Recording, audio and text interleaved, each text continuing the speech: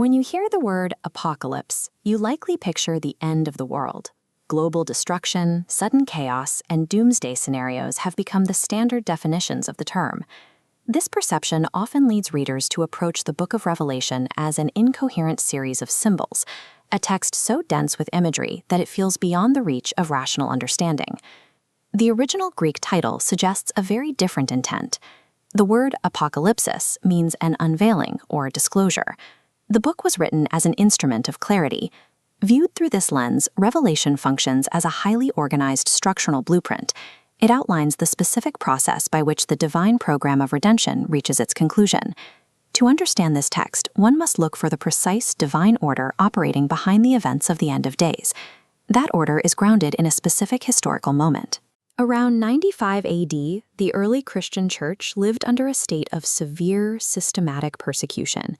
The community had recently witnessed the execution of the apostles Peter and Paul during the reign of Emperor Nero. Under a new period of Roman pressure, the apostle John now sits in exile on the Isle of Patmos. He is writing from this isolated, rocky outpost in the Aegean Sea. John addresses this disclosure to 7 highly developed and established churches in Asia Minor. These were organized societies facing the immediate consequences of Emperor Domitian's authority.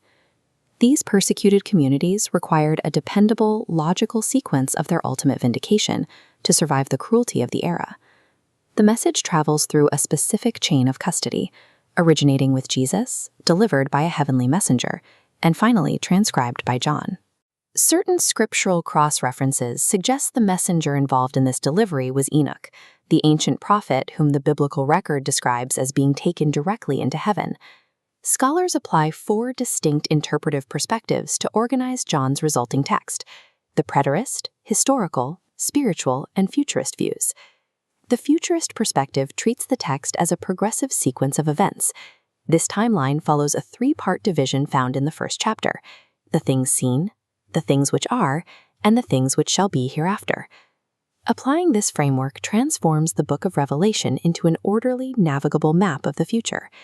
The details of that map become clear when we look at the 3rd division of time, the hereafter, structured as a book of 7s. The foundational layer consists of 7 seals. These represent a series of worldwide events, including a conquering church and the onset of earthly judgments. The structural logic is revealed when the 7th seal is opened. It serves as a trigger mechanism, initiating an entirely new sequence of 7 trumpets nested within it. These trumpets represent escalating judgments upon the earth, functioning as a series of worldwide warnings intended to turn humanity back toward God. The pattern repeats when the final trumpet sounds. That final trumpet blast initiates the last nested layer of the structure, the 7 vials. These vials represent the final judgments poured out during the climax of the Great Tribulation. This cascading Russian nesting doll architecture confirms that Revelation is a meticulously calculated progression of events. Every element of this structure points toward the singular climax described in Revelation chapter 1, verse 7. This is the day of the Lord, the return of Jesus Christ in the clouds, occurring so every eye will see him. This conclusion involves the resurrection of the dead, the inauguration of judgment, and the final restoration of all creation before God. Revelation is a book of consummation.